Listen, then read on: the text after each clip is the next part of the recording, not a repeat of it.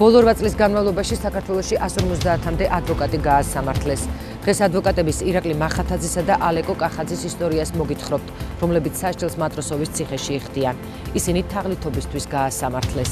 დაზარალებული კი მათი ყოფილი კლიენტია, რომელიც სასჯელს კონტრაბანდისტობისთვის იხდიდა. ცოტნე გეგეჭკორი მოგიყვება სქემაზე, რომელიც საქართველოში კარგად იყო აპრობირებული და რომელიც ადვოკატებზე ზეწოლის ერთ-ერთ საშუალებას წარმოადგენდა.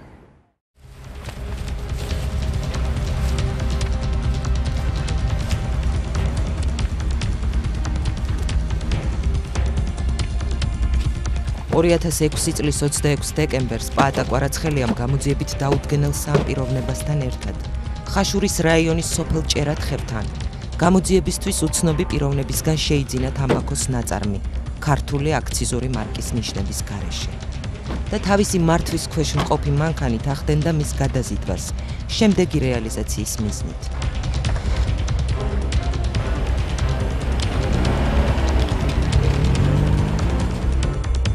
რადროსაც ფინანსური პოლიციის საგამოძიებო დეპარტამენტის თანამშრომლების მიერ სოფელ ჭერათხევთან დაკავებულ იქნა პაატა კვარაცხელია დანაშაულის ჩადენის ფაქტს, ხოლო სამმა პიროვნებამ მოახერხა გაქცევა და მიმავლა.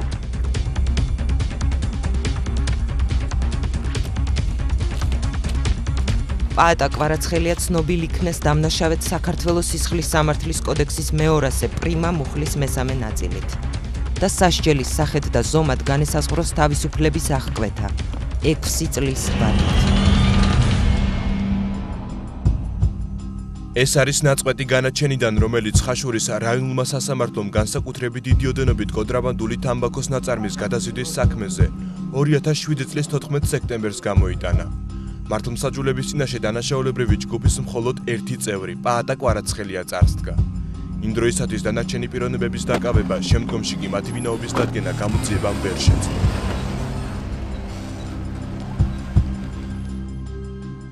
მიუხედავად პროკურატურის დიდი ინტერესისა, საქმე ბოლომდე გაიხსნა, პაატა კვარაცხელიამ გამოძიებასთან თავდაპირველად არ ითანამშრომლა.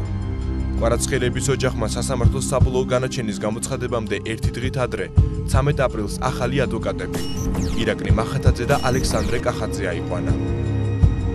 იყო საუბარი იმაზე, რომ საპროცესო შეთანხმება ყოფილიყო. ეს იყო შეთავაზება, რაც აუცილებლად უნდა გადაეცა ადვოკატებს ბრალდებულისათვის, განსასჯელისათვის. არის ეს წინადადება პროკურატურის მხრიდან, თუ კი საპროცესო გარიგება გინდა, უნდა ითანამშრომლოვო. ამ თანამშრომლობაში შედიოდა ის ფაქტი, როგორ ხდებოდა უაქციო სიგარეტების შემოტანა ცხინვალის რეგიონიდან.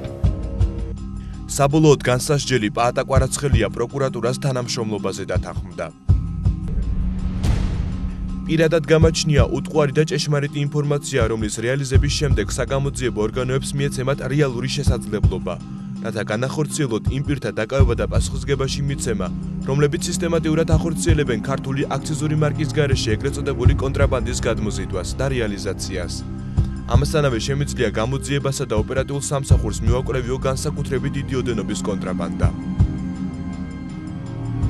არა მარტო ითანამშრომლა, არა მარტო სურვილი გამოთქვა, კვარაცხელიამ სპეციალური ნახაზიც კი შეადგინა, რაც საქმეში დევს სხვათა შორის, თუ როგორ რა ვითარებაში, როგორ გადადიოდნენ საზღვარზე, ვისთან ჰქონდათ შეხვედრა, ვისთან ჰქონდათ კავშირები და რა ფორმით შემოდიოდეს სიგარეტები საქართველოს საზღვრის ფარული გადაკვეთით და როგორ ხდებოდა ეს.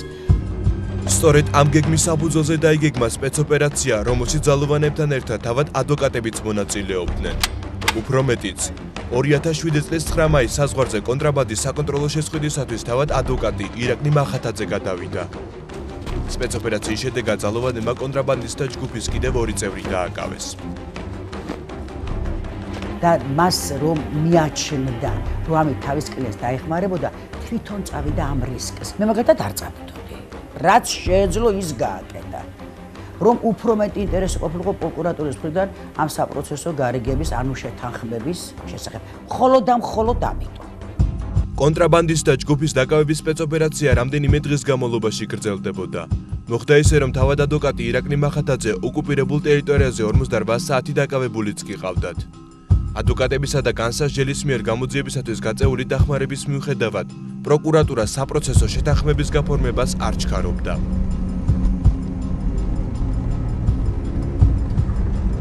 გავიდა ერთი თვე, გავიდა ორი თვე. გადაიდო ერთი პროცესი, გადაიდო მეორე პროცესი. შნახება არ ხდება. კითხულობს ირაკლი, რატომ არ ხდება შნახება, რა არის ამის მიზეზი? პროკურატურა არაფერს არ ეუბნება.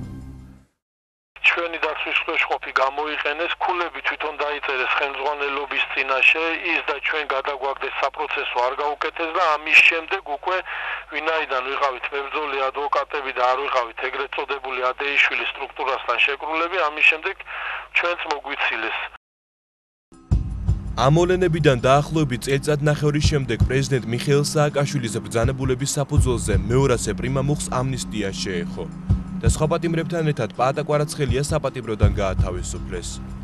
ამ დროის განმავლობაში ოჯახის მიერ გაღებულმა ხარჯებმა, როგორც თავად კვარაცხელიები ამბობენ, 10,000 ლარს მიაღწია.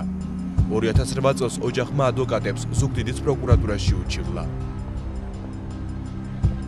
თანხა დამიბრუნებო ესე იგი. თანხა დამიბრუნებოდნენ ამათ. რატომ მთავრობამ გამოუშვა ჩემი შვილი? თან აფერი გაგიკეთებიათ.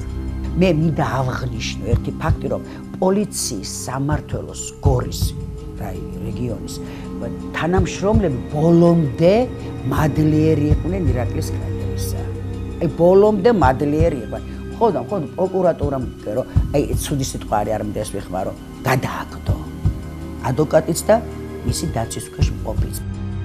არ შემდგარი საპროცესო შეთანხმების გამო ადვოკატებს ირაკლი მახათაძეს და ალეკო კახაძეს თაღლითობაში დასდეს ბრალი.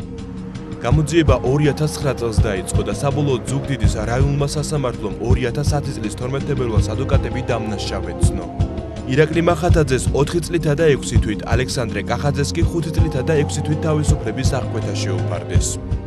კი ამათ ფული ჰქონდათ გამორთმეული, სადაც 10,000 ლარამდე მგონი, რომელზეც ხელწერილი ჰქონდათ ამგეს მიცემული.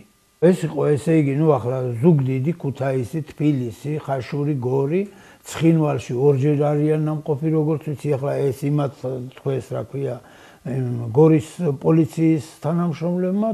კახაძე მახათაძის საქმის მასალებში მართლაც ფიგურირებს ხელწერილი, რომელიც 2007 წლის მაისის თვეში ადვოკატებსა და კვარაცხელიების ოჯახს შორისაა გაფორმებული.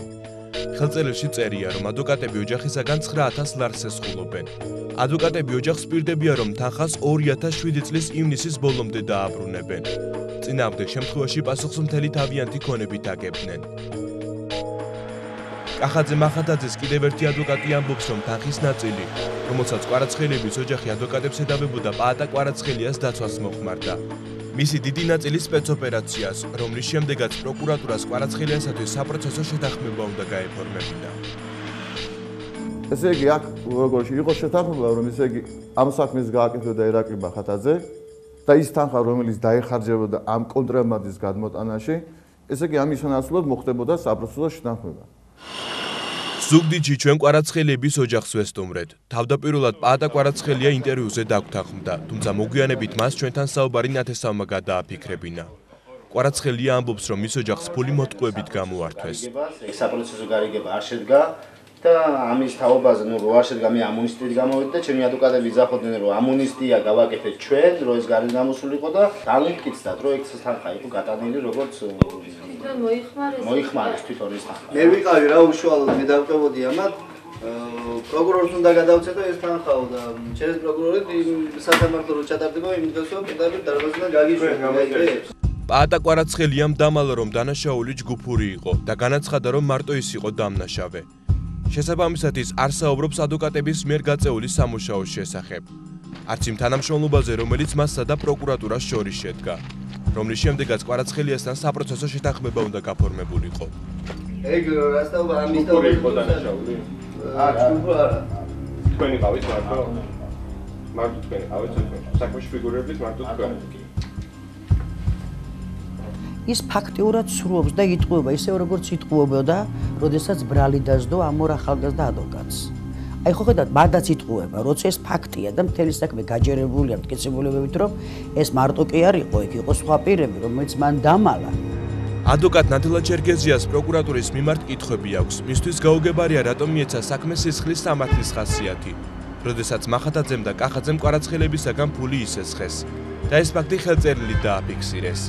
ამასთან ხელწერილი თანხის დაუბრუნებლობის შემთხვევაში ისინი ქონებით აგებდნენ პასუხს. ადვოკატს მიაჩნია, რომ ეს დავა სამოქალაქო ხასიათის უნდა ყოფილიყო.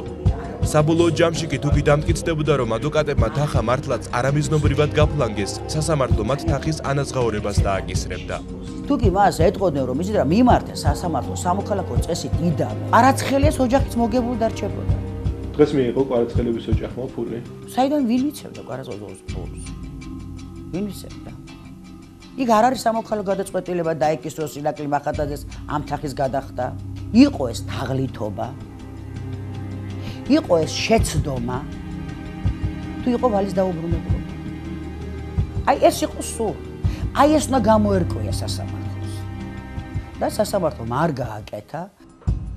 ირაკლი მახათაძემ და ალექსანდრე კახაძემ პატიმრობის 1 წელი ზუგდიდის ციხეში გაატარეს. ახლა ისინი სასჯელს თბილისის ეგრეთ წოდებულ მატროსოვის ციხეში იხდიან. გასულ კვირას ისინი ჩვენ ტელეფონით დაგვიკავშირდნენ და ზუგდიდის ციხეში არაადამიანური მოპყრობის ფაქტების შესახებ გვიამბეს. ალექსანდრე კახაძემ თვითმკვლელობა რამდენჯერმე სცადა. სწორედ ამის გამო ორივე პატიმარი თბილისში მატროსოვის ციხეში გადმოიყვანეს. შემდა ადმინისტრაციის ხელმძღვანელობა კერძო დირექტორი ამირან ჯანაშია, მოადგილე დიმიტრი ჯიჭონაია, რეჟიმის უფროსი ირაკლი თითანავა, უსაფრთხოების უფროსი თემურ გოგოლი და სხვა პირები.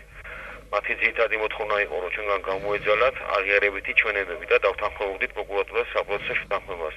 რასაც ჩვენგან ვერ მიაღწიეს. ესე იგი არ მივესწრეთ აღიარება და დღემდე ვართ ჩვენს პოზიციაზე და ვითხოვთ გამართლებას.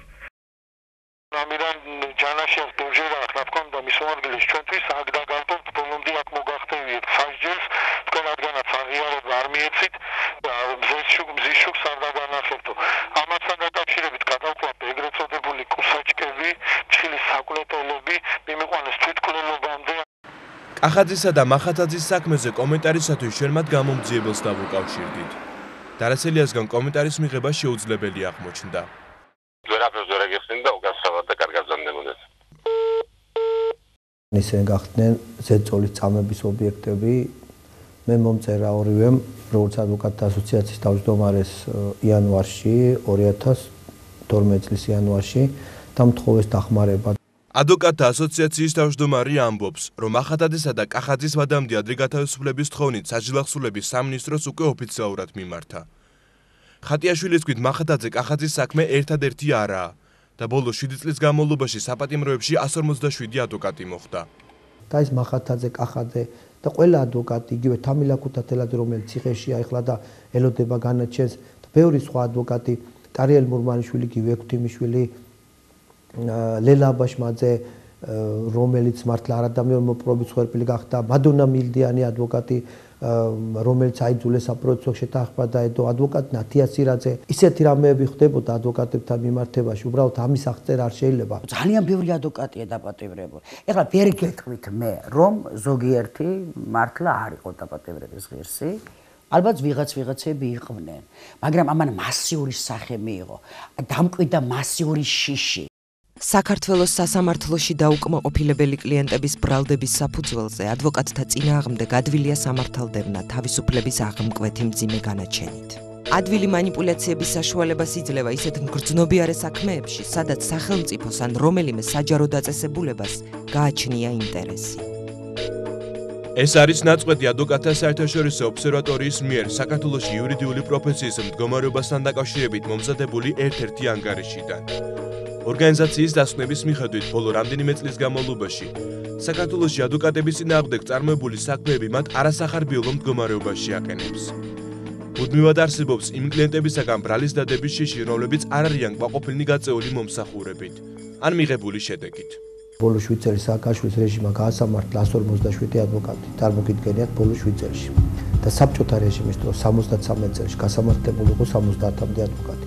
ბელარუსი დიქტატორი ლუკაშენკო ციხეში უზის 24 ადვოკატი. წარმოგიდგენიათ რამხელა მასშტაბებზე გავდიოდ. კახაძისა და მახათაძის ადვოკატებმა ზუგდიდის რაიონული სასამართლოს მიერ გამომტანილი განაჩენი სააპელაციოში გაასაჩივრეს, თუმცა უშედეგოდ. ყველა ინსტანციამ ადვოკატების საქმე განუხილველი დატოვა. არც კახაძე და არც მახათაძე დანაშაულს არ აღიარებს. მათ უარი თქვეს საპროცესო შეთანხმებაზე, რომელიც პროკურატურამ არაერთხელ შესთავაზა. ფიქრობ, ალბათ დადგა ის დრო ახლა, რომ სიმართლე მიზეიმოს. ჩემი მოთხოვნა ის არის, რომ უბრალოდ ამოსამართლობას ბოლო უნდა მოეღოს და მომავალში ასეთი აქტი არ უნდა განვითარდეს. ალექსანდრე კახაძეს 2 წელი და 8 თვე, ირაკლი მახათაძეს კი დაახლოებით 2 წელი დარჩა მოსახდელი. ქუთაისელი ადვოკატების მშობლებს ვალენტინა მახათაძესა და ომარ კახაძეს იმედი აქვთ, რომ მათი შვილების საქმით გამოძიება ხელახლა დაინტერესდება და საბოლოოდ მათ საპატიმროდან ვადაზე ადრე გაათავისუფლებენ.